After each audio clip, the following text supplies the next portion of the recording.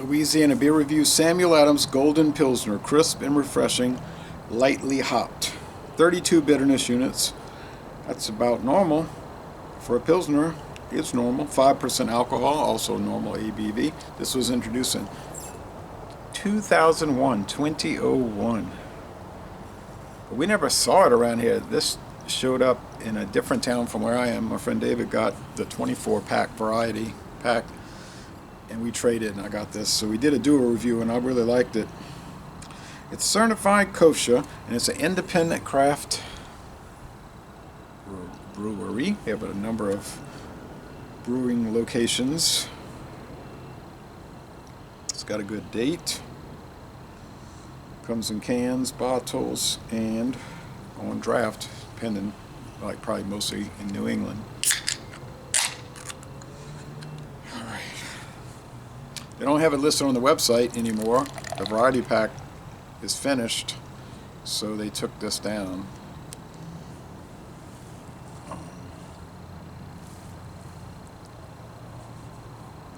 But I think Tettnang and Harlatar, the hops, and pale malt gives it that golden appearance. It's overcast here, so the lighting is not ideal, but I see obviously bubbles is the etched glass. It makes more bubbles than it would normally have. No sediment, it's clear. Off-white head, golden. Okay.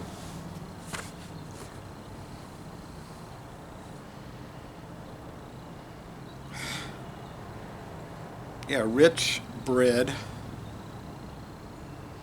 More like rich cracker. Well, crackers are like an unleavened bread, but that kind of thing, like a soda cracker, unsalted. Little. Yeah, that's about it. Maybe some grassy hop oil. Let's go with the taste.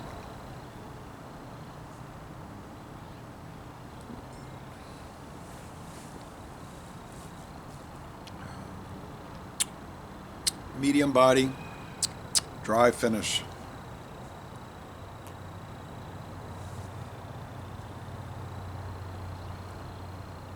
Three and a half out of 5 hop cones.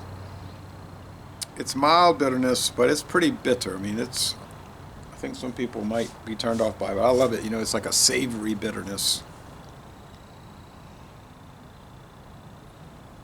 Sweetness, 2 out of 5 sugar cubes. Get that cracker. Like I said, a saltine cracker, and they'll be kind of browned, you know, on the top if they're done right. And so it's kind of like the bread crust part of this.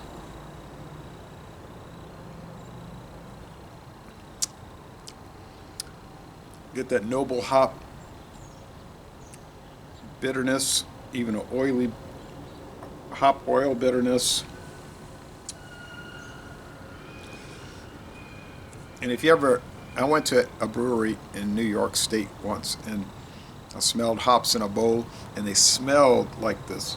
It's like that grassy hot oil resin, a resin bitterness aroma. It's hard to describe if you haven't smelled it, but if you have smelled that, then you know what I'm talking about. Anything else? Look at that rich meringue-like head, like you get on a lemon meringue pie. So that's a good sign of quality. This is definitely an A. Now, I was complaining in the previous video that over the last 10 years, a lot of their beers have been very bland.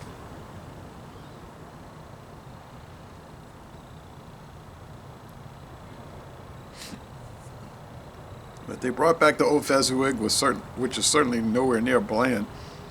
They brought back OVP,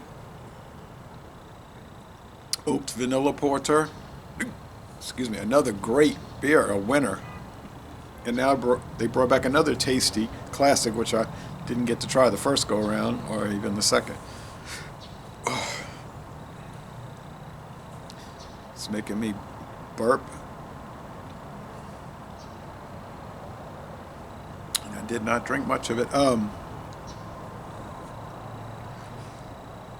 So this is the 2024 edition.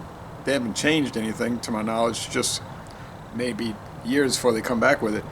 But I think they should make it year round. Just like the OVP, I'm going to go 9.5 out of 10, 9.5. Now, Beer Advocate is saying 8.5. They're saying very good. That's what they call very good. I would say 88, 89 is very good, but they're saying 85 is very good. Untapped, they're not too thrilled with. They only give it a 69 out of 100, their average score, so which would be a 79 on the Beer Advocate, like a C+. That's how it would carry over to the Beer Advocate website, but I think it's one of the great Pilsners, and if I had, I mean great like American, Czech, German, any of them. There's a little metallic on there. I don't know if that's from the cans, probably from something.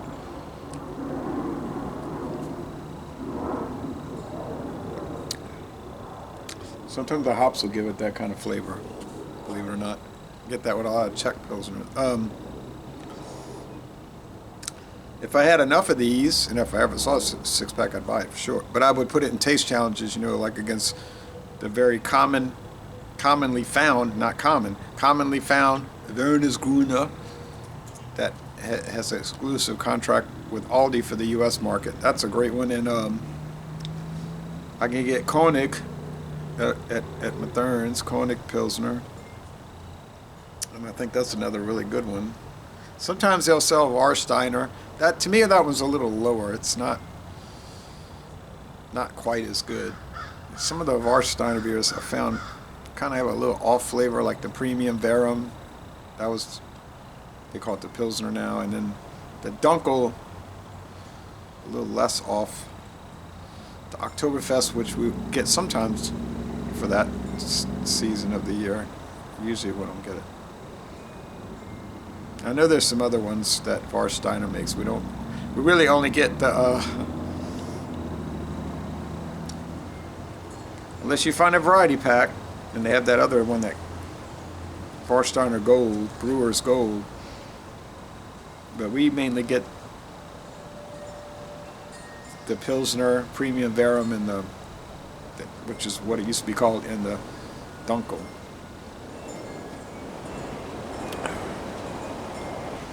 Hofbräu, we will sometimes get their Pilsner. And then we get a few local ones from like Shreveport, Baton Rouge, New Orleans. They're alright, but they don't really compete against stuff I just named. Okay, so 9.5 out of 10, a most excellent beer. And I'm going to end this review by saying y'all go to one of the Boston Beer Company breweries and take a brewery tour.